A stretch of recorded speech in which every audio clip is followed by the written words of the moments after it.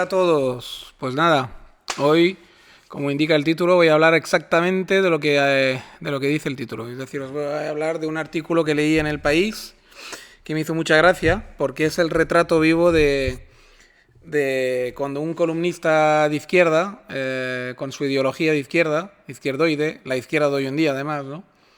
La 2.0 que digo yo, la posmoderna, pues con toda su ideología, pues te hace un artículo que supuestamente es un artículo que quiere ser intelectual, y lo es, en cierto modo, reflexivo, y lo es, en cierto modo, y toca un tema interesante, una de las modas que este nuevo mundo posmoderno y ese nuevo mundo, digamos, ese mundo, digamos, liberal, ultraliberal o americanizado, ¿no? Con la cultura americana nos propone, que es, como bien dice el artículo, pues una persona que pasa de banquero en Madrid a buceador en Filipinas, ¿no? Cómo, digamos, la Hollywood y la forma americana de vivir, inglesa, anglosajona, nos ha metido en la cabeza que una vida cuando más agitada mejor, cuando más desplazamientos a lo largo de tu vida hagas mejor, cuando más viajes mejor, cuando más digamos, inestable sea tu vida, más interesante. Si puedes cambiar, rehacerte, reinventarte, empezar desde cero varias veces en países distintos, sitios distintos, mejor. Una vida aventurera, una vida, digamos, entre comillas, libre, porque no hablan de la libertad de un gitano, por ejemplo, que vive casi en autarquía con su caravana y su pequeña tribu que es su familia, sino que habla de una libertad que siempre va ligada a trabajar o a tener mucho dinero para poder permitírtela, claro, evidentemente, ¿no? Así que es muy interesante el artículo. De hecho, bueno, puedo leer pasajes, ¿no? Dice así, ¿no? De banquero en Madrid a buceador en Filipinas, ¿no? Como la fiebre por cambiar de vida se ha convertido en un negocio. Ya sea dejándolo todo para irse a vivir al otro lado del mundo, haciendo viajes compulsivos y apuntándose a deportes de riesgo, el continuo replanteamiento vital está de moda, pero obliga a estudiar con detenimiento sus verdaderas causas, ¿no? Y realmente, pues ese estudiar con detenimiento pues va desgranando pequeños ejemplos, ¿no? Y entonces empieza así, por ejemplo, ¿no? El joven interpretado por Coquemaya, en Todo es mentira, una película del 94, amenaza continuamente con dejar Madrid y marcharse a Cuenca para empezar una nueva vida. Los episodios más recientes de Españoles por el Mundo exhiben cambios bastante más espectaculares y los entrevistados cuentan peripecias como la de Carlos, que pasó de ser banquero en Madrid a buceador en Filipinas. Relatos muy parecidos también funcionan en Instagram. Por ejemplo, un hombre mayor con un Rolex en la muñeca promociona su nueva empresa, explicando que antes se dedicaba al mundo de las finanzas, pero que ahora ha decidido divertirse un poco montando una tienda de perritos calientes. La lógica es la misma que reproducen tantos telefilms basados en libros de Rosamunde Pilcher. Ejecutiva se reinventa gracias a una floristería en Cornualles, que es una región en Inglaterra o en Gales, o recién divorciada conoce a Marinero, a la que explora de manera algo más crítica Emilia Pérez, cuyo personaje principal cambia radicalmente de vida, tal. O sea que digamos que se basa en todo eso, y el artículo es interesante porque plantea una cosa interesante. Es verdad, ¿no? Que esa necesidad que nos crean continuamente esa sociedad de hoy en día por reinventarnos, tanto físicamente como psicológicamente, como en muchos aspectos, ¿no?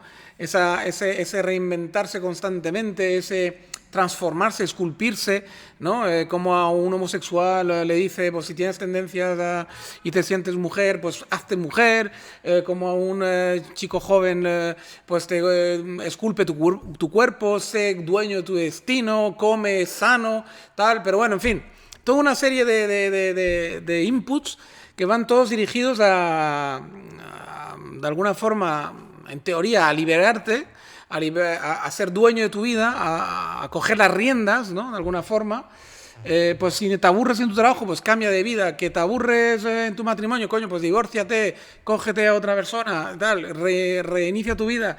Que te aburren tus hijos y tu mujer, pues venga, móntate otra familia en otra parte, etcétera, etcétera, ¿no?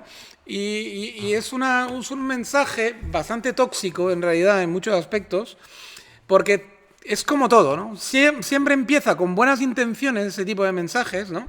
Y empiezan, en teoría, se basan en filosofías o en gente que realmente se ha planteado a lo largo de los siglos, y sobre todo ahora ese último siglo, cosas en plan teórico, digamos, o en plan,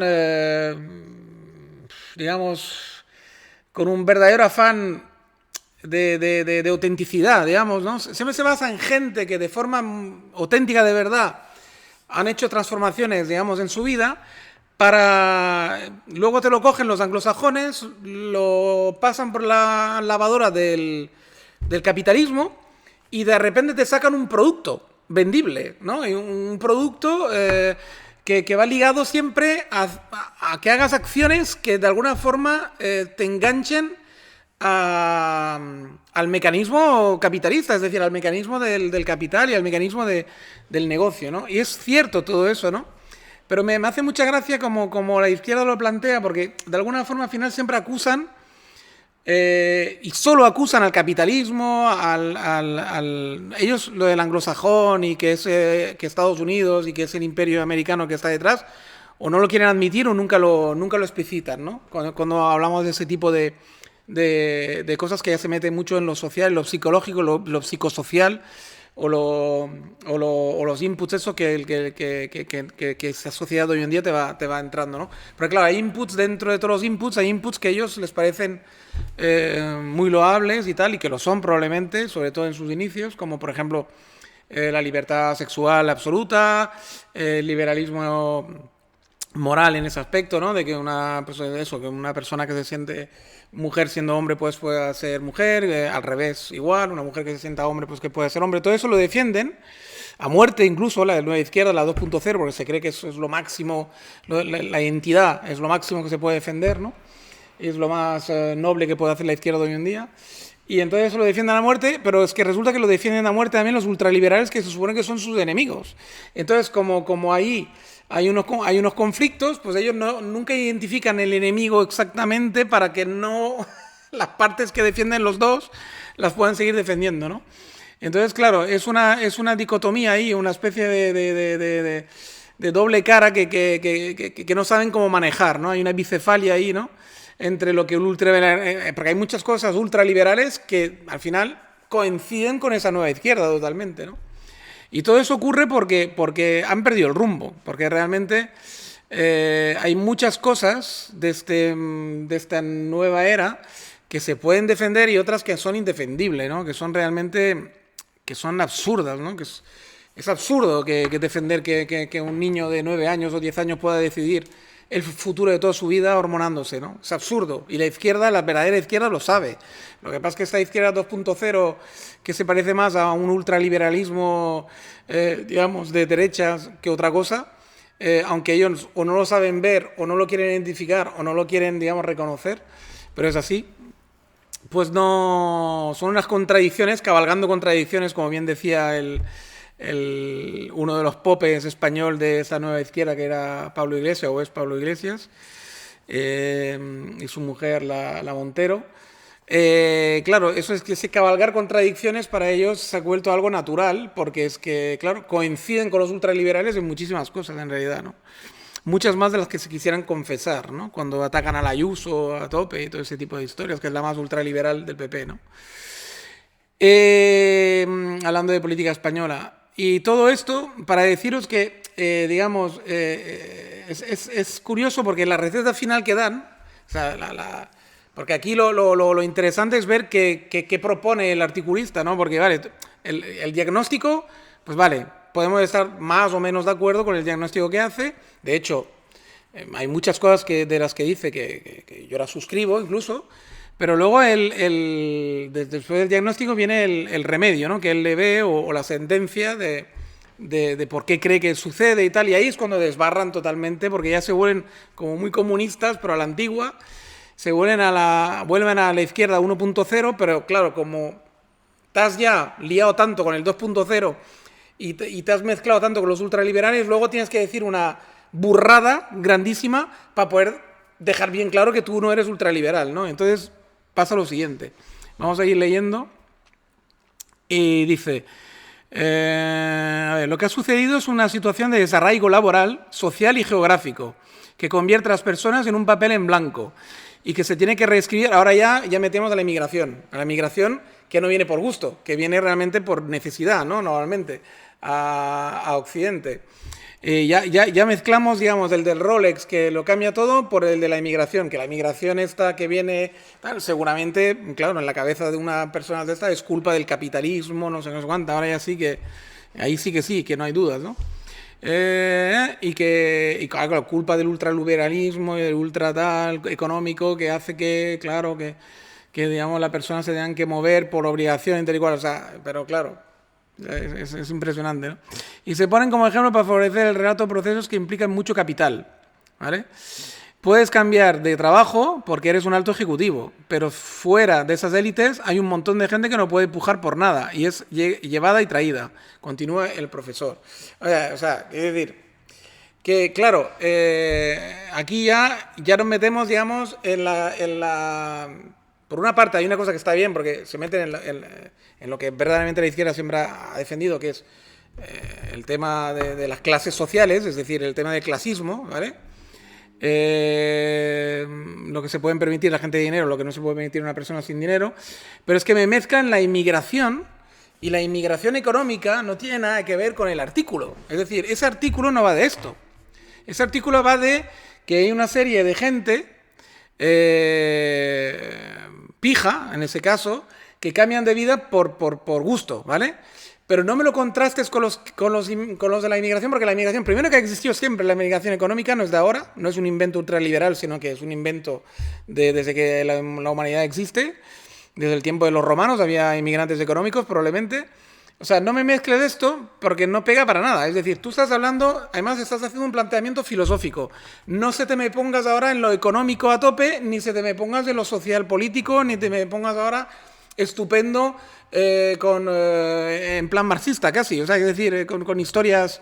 No mezcles. Es decir, ese es el problema de hoy en día, que como no hay una ideología clara, ni hay un sistema claro que defender, se hacen unos batiburrillos, se hacen unas mezclas, se hacen unas fusiones que resultan muy incómodas, porque al final el lector un poco informado y la persona que tiene un mínimo de formación, un mínimo de... que tiene un poco la cabeza un poquito amueblada y las ideas claras, tú lees esto y no sé, es como un bofetón, ¿no?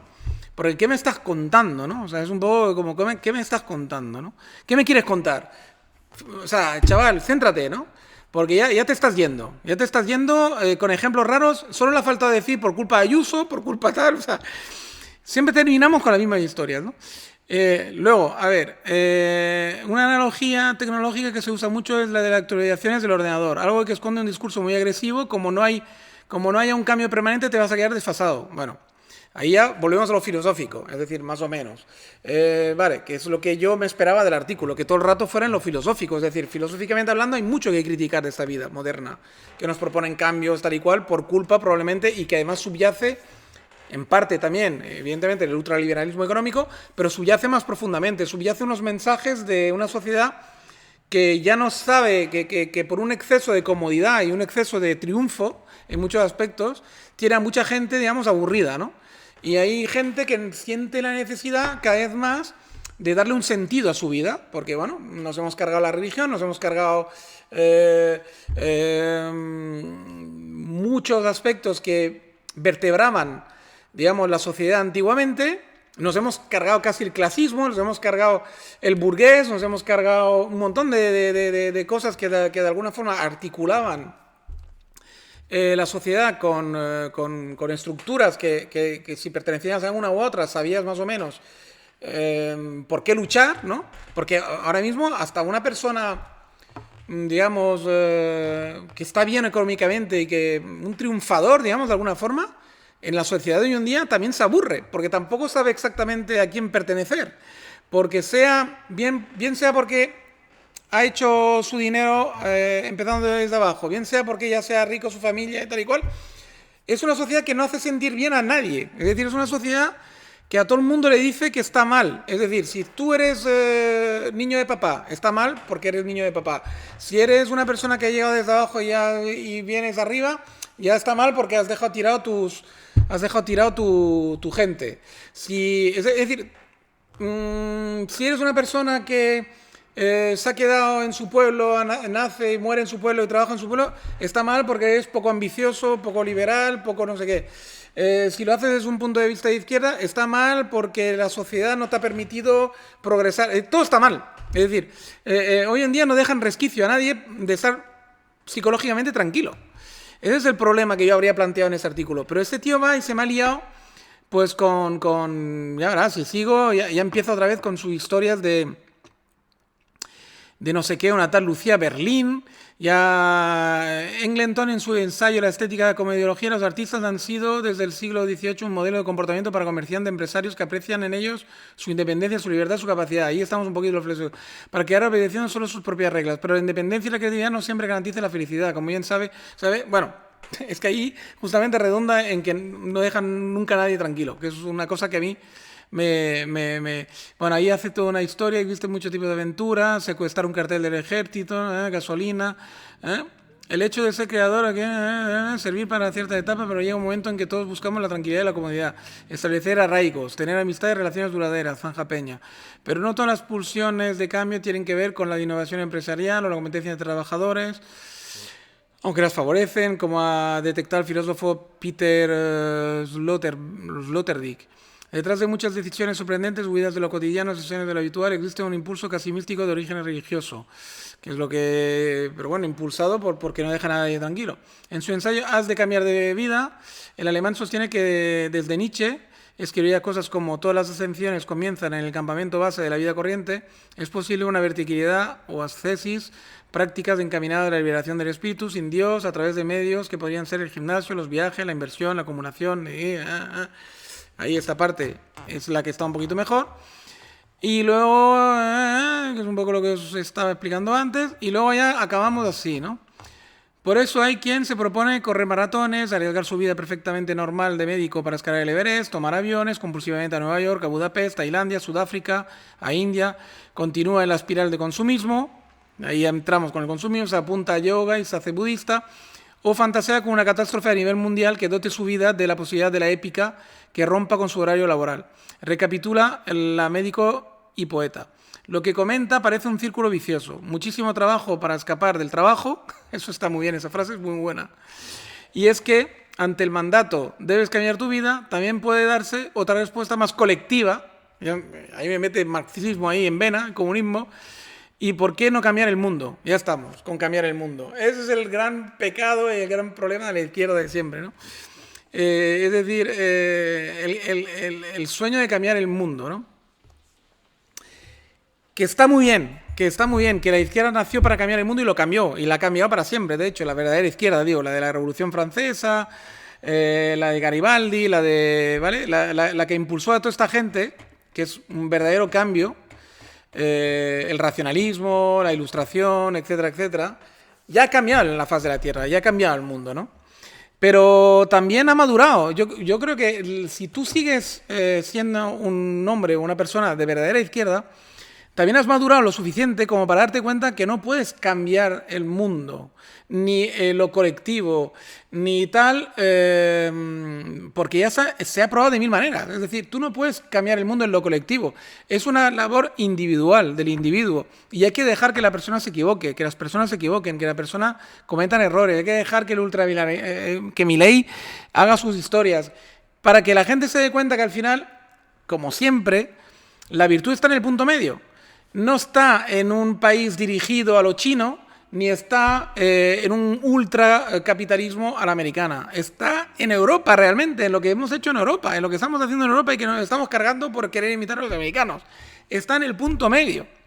Está en lo colectivo, en dejar a la gente que quiera ser emprendedora que lo sea, y dejar a la gente que le guste ser funcionario o que le guste trabajar en una fábrica o que le guste una vida mucho más tranquila, nacer en su pueblo y morir en su pueblo, que lo haga.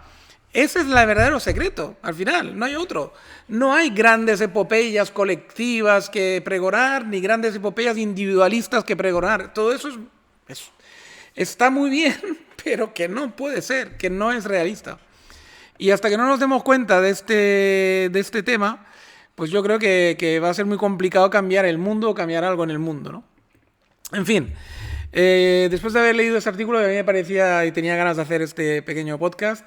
Ya veremos si os gusta o no. De todas formas, como digo siempre, dejar mensajes, dejar comentarios, dejar que se anime un poquito esto. Y ya sabéis que yo los respondo normalmente si son educados y no hay problema. O sea que vayamos para siempre, pues eso, para darle un poquito de vida al canal y yo creo que los comentarios es lo que más vida da y lo que más me gusta que hagáis, así que os invito a hacerlo. Y nada, y por lo demás, pues ya sabéis, el que tenga ganas de suscribirse que lo haga y el que no, pues también. Venga, un saludo a todos, hasta la próxima y cuidaros mucho, como digo siempre. Venga, chao, chao, hasta luego.